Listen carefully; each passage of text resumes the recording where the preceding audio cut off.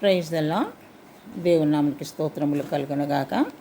దేవుని బిడ్డలారా, సబ్స్క్రైబ్ చేయనటువంటి వారు సబ్స్క్రైబ్ చేయండి, లైక్ చేయండి, అనేకులకు వాక్యాన్ని అందించండి, ఫార్వర్డ్ చేయండి. దేవుని వాక్యాన్ని మనం ధ్యానించుకుందాం. దేవుని బిడ్డలారా, హెబ్రీ పత్రిక 10వ అధ్యాయము 38వ వచనం. హెబ్రీ పత్రిక 10వ అధ్యాయము 38వ వచనం.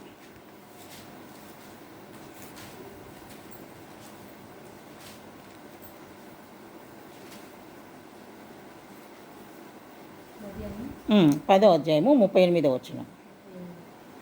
నా ఎదుట నీతిమంతుడైన వాడు విశ్వాస మూలముగా జీవించను గాని అతడు వెనుక తీసిన ఎడల అతని యందు నా ఆత్మకు సంతోషం ఉండదు.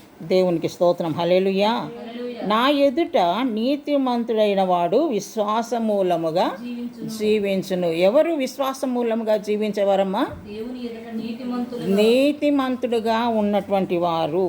నా ఎదుట అనగా దేవుని ఎదుట నీతిమంతుడుగా ఉన్నటువంటి వారు విశ్వాసమూలముగా జీవించును.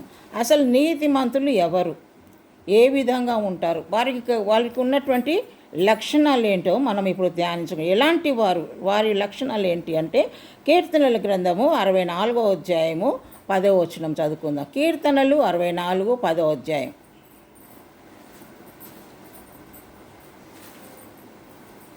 నీతిమంతులు యెహోవాను బట్టి సంతోషించుచు ఆయన శరణుజొచ్చుదురు. Praise the Lord. హల్లెలూయా. మరలా చదవండి. నీతిమంతులు యెహోవాను బట్టి సంతోషంగా ఉంటారు. దేవునికి స్తోత్రం. హల్లెలూయా. నీతిమంతుల లక్షణం ఏంటమ్మా? సంతోషంగా, దేవుని బట్టి సంతోషంగా ఉంటారు. నీతిమంతులు విశ్వాసమూలంగా జీవిస్తారు. నీతిమంతుల లక్షణం ఏంటంట? యెహోవాను బట్టి వారు సంతోషంగా ఉంటారంట. దేవునికి స్తోత్రం. హల్లెలూయా. అందరికీ కూడా ఈ సంతోషం అన్నది ఉండదు. దేవుని కూడా నీతి న్యాయముగా జీవించుతున్న వారికి మాత్రమే సంతోషం ఉంటుంది. దుర్మార్గపు పనులు చేస్తూ అవిధేయత కలిగి జీవిస్తూ మరి నీతిని నియమాలను తప్పి జీవించుతున్న వారికి సంతోషం ఉంటుందా? ఉండదు. వారికి హృదయంలో నెమ్మది ఉండదు, గృహంలో నెమ్మది ఉండదు. వాళ్ళు భయాందోళనలతో జీవిస్తూ ఉంటారు. కానీ నీతిమంతులుగా జీవించుతున్నటువంటి వారు, విశ్వాసముగా జీవించుతున్న వారే నీతిమంతులుగా ఉంటారు.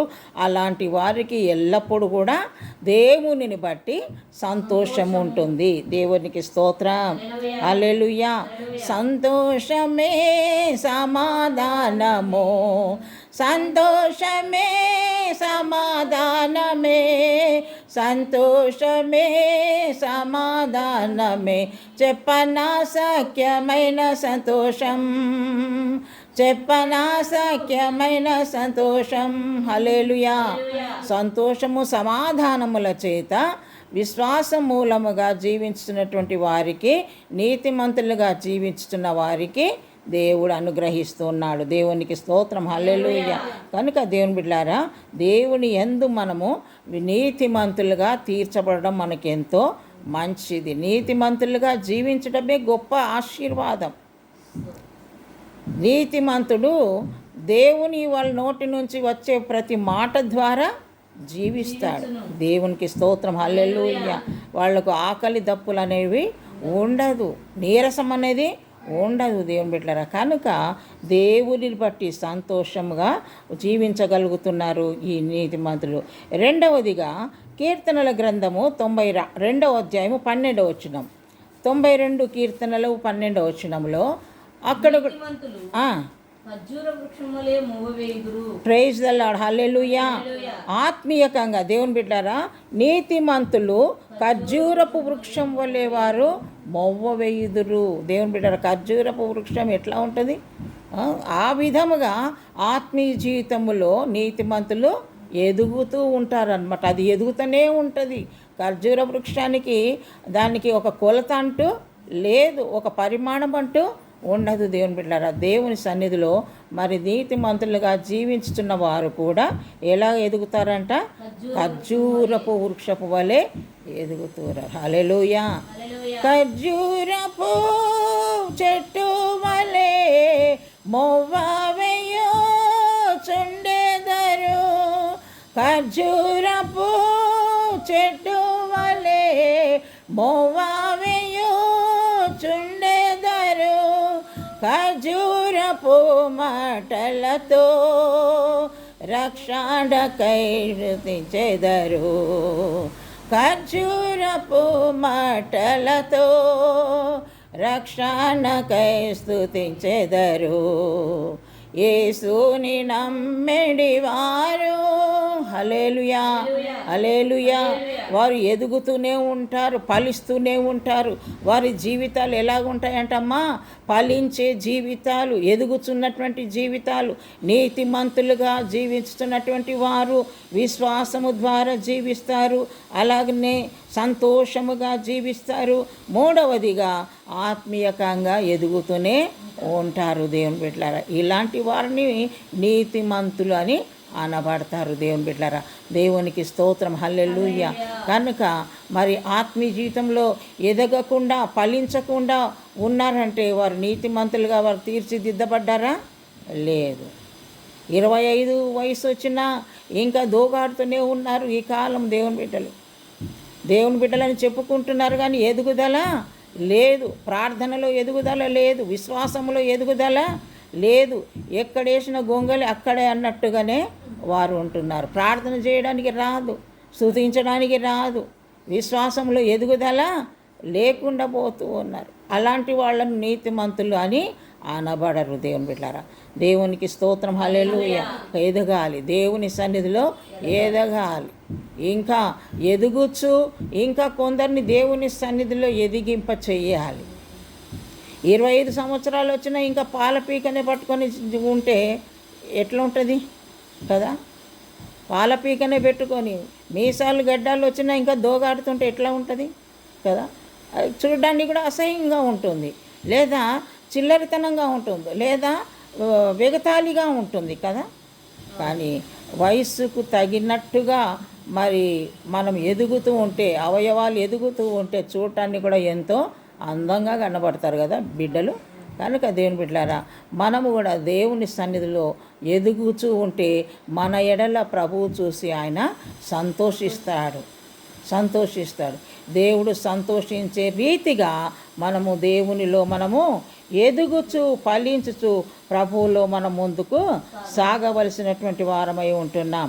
కనుక దేవుని బిడ్డలారా, నీతిమంతులుగా ఉండవలసినటువంటి వారు, విశ్వాసం ద్వారా జీవించుతున్నటువంటి వారికి ఉండవలసిన లక్షణాలు మరి మొట్టమొదట సంతోషంగా ఉంటారు, ఆత్మీయ జీవితంలో వారు ఎదిగి ఫలిస్తారు, విశ్వాసములో మరి ఫలిస్తూ విశ్వాసము ద్వారా వారు దేవుని సన్నిధిలో నీతిమంతులుగా జీవిస్తూ ఉంటారు. దేవునికి స్తోత్రం హల్లెలూయా. కీర్తనల గ్రంథము 140వ అధ్యాయము 13వ వచనం చదువుకుందాం. కీర్తనలు 140:13. నిశ్చయముగా నీతిమంతులు నీ నామమునకు కృతజ్ఞతాస్తుతులు చెల్లించెదరు. ప్రైజ్ ద లార్డ్ హల్లెలూయా. నీతిమంతులు ఇంకా ఎలాగుంటారంటమ్మా?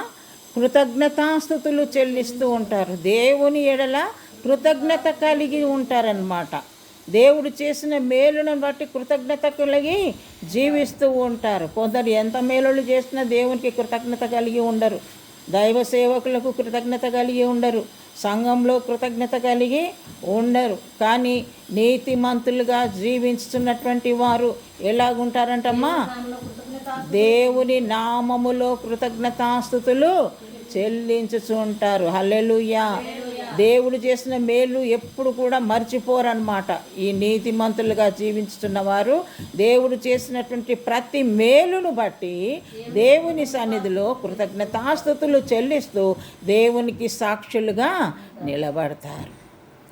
నీవు చేసిన ఉపకారములకు నేనేమి చెల్లింతును, నీవు చేసిన ఉపకారములకు నేనేమి చెల్లింతును.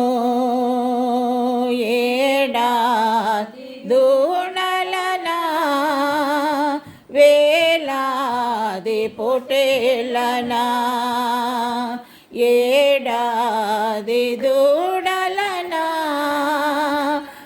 వేలాది పొట్టేళ్ళనా నీవు చేసిన ఉపకారములకు నేనేమి చెల్లింతును నీవు చేసిన ఉపకారములకు నేనేమి చెల్లింతును విరిగి నలిగిన బలియాగమునకు నా హృదయమర్పింతును విరిగి నలిగిన బలియాగమునకు నా హృదయమర్పింతును రక్షణ పాత్రను చేబూని నిత్యము నిన్ను వెంబడించేదను రక్షణ పాత్రను దేవుని నిత్యము నిన్ను వెంబడించేదను నీవు చేసిన ఉపకారములకు నేనేమి చెల్లింతును నీవు చేసిన ఉపకారములకు నేనేమి చెల్లింతును ప్రైజ్ ద లార్డ్ హల్లెలూయా నీతిమంతులు దేవుని సన్నిధిలో విరిగి నలిగిన హృదయముతో దేవుని సన్నిధిలో కృతజ్ఞతాస్తుతులు చెల్లిస్తారు అంటే దేవునికి కృతజ్ఞత కలిగి ఉంటారని దేవుని యొక్క వాక్యాన్ని బట్టి మనం చూస్తున్నాం దేవునికి స్తోత్రం హల్లెలూయా సామెతల గ్రంథము 28వ అధ్యాయము మొదటి వచనం మనం చదువుకుందాం సామెతలు 28వ అధ్యాయము మొదటి వచనము నీతిమంతులు ఇంకా ఎలాగుంటారో మనం చూద్దాం ఎవరును తరమకుండానే దుష్టుడు పారిపోవును నీతిమంతులు సింహములే ధైర్యముగా నుందురు ప్రైజ్ ద లార్డ్ హల్లెలూయా నీతిమంతులు ఎలాగుంటారంటమ్మా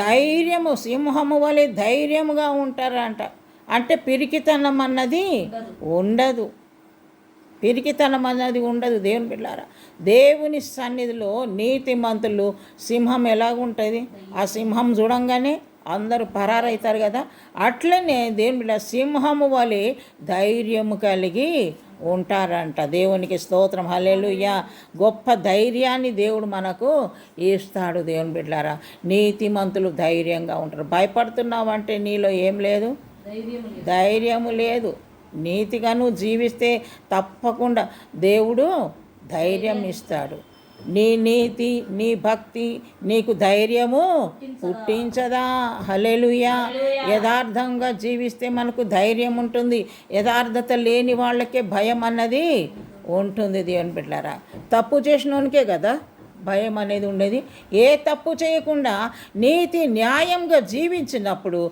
దేవుని సన్నిధిలో మనకు గొప్ప ధైర్యాన్ని దేవుడు మనకు అనుగ్రహిస్తాడు దేవుని బిడ్డలారా కనుక నీతిమంతులు ధైర్యము కలిగి ఉంటారు నీతిమంతులు సంతోషముగా ఉంటారు నీతిమంతులు ఆత్మీయంగా ఎదుగుతూ ఉంటారు నీతిమంతులు కృతజ్ఞత కలిగి జీవిస్తారు నీతిమంతుడు విశ్వాసము ద్వారా జీవిస్తారని దేవుని వాక్యాన్ని బట్టి మనం చూస్తున్నాం కాబట్టి దేవుని బిడ్డలారా మరి ఆ విధముగా దేవుని సన్నిధిలో మనము ముందుకు సాగుదాం నీతిమంతుల వలె నీతి న్యాయమును అనుసరించి నడుచుకొనుచు దేవుని సన్నిధిలో ధైర్యము కలిగి ఉందాం ఏ అపాయం వచ్చినా ధైర్యము కలిగి జీవించాలి ఏ శోధన వచ్చినా ధైర్యము కలిగి జీవించాలి ఎందుకంటే నిన్ను రక్షించడానికి దేవుడు రెడీగా ఉంటాడు ఏ అపాయం వచ్చినప్పటికీ దేవుడు మనల్ని ఏం చేస్తాడమ్మా రక్షిస్తాడు ఏ అపాయం వచ్చినా ఏ శోధన వచ్చినా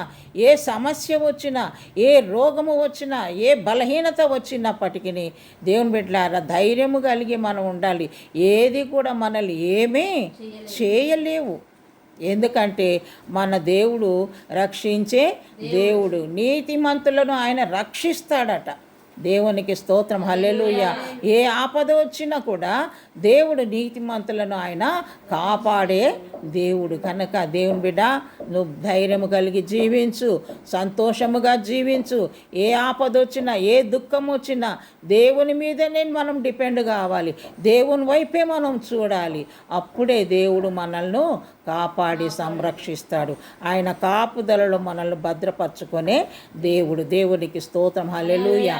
కనుక నీతిమంతులు విశ్వాసము ద్వారా జీవిస్తారు. ఆ నీతిమంతులకు ఉన్న లక్షణాలను మనం ఇప్పటి వరకు మనము ధ్యానించుకున్నాం కాబట్టి ఆ లక్షణాలు కలిగి మనం ప్రభు సన్నిధిలో ముందుకు సాగుదాం. దేవుడి కొద్ది మాటలు మన ఆత్మల మేలుకై దీవించునుగాక. ప్రార్థన చేసుకుందాం. అందరూ మోకరించినట్లయితే ప్రార్థించుకుందాం. హల్లెలూయా, హల్లెలూయా, హల్లెలూయా, హల్లెలూయా, హల్లెలూయా. ప్రభువానికి స్తోత్రములు నాయన. అయ్యా, నీతిమంతులు ఏ విధంగా ఉంటారో, వారికి ఉన్న లక్షణాలు ఏంటో మాకు చూపించిన దేవుడు నాయన, మాతో మాట్లాడిన దేవుడు. నీతిమంతులు సంతోషంగా ఉంటారంటున్నావు. నీతిమంతులు నీ సన్నిధిలో కృతజ్ఞత కలిగి జీవిస్తారంటున్నావు ప్రభు. నీతిమంతులు నీ సన్నిధిలో ఎదుగుతారు, ఫలిస్తారు అంటున్నావు ప్రభు. అట్టి విధముగా నన్ను మమ్మల్ని అందరినీ కూడా అయ్యా ఫలింపచేయి నాయన. సంతోషభరితులుగా ఆశీర్వదించు దేవానికి స్తోత్రం. నీతిమంతులు ధైర్యం కలిగి ఉంటారంటున్నావు ప్రభు. అటువంటి ధైర్యం నీ బిడ్డలకు దయచేయమని ప్రార్థన చేస్తున్నాను ప్రభా. నీ సన్నిధిలో ఎదగాలి నాయన, ఫలించాలి ప్రభా. నీకు స్తోత్రములు నాయన. నీ సన్నిధిలో సంతోషముగా గడపాలి నాయన. అట్టి విధమైన కృప ప్రతి బిడ్డకు మీరు అనుగ్రహించి నడిపించమని, నీ కృపలో ప్రతి బిడ్డను నాయన ఆశీర్వదించి భద్రపరచుకొని నీ కృపలో వర్ధిల్లింపచేయమని నజరేయుడైన యేసు నామములో ప్రార్థించి అడుగుచున్నాము తండ్రి. ఆమేన్.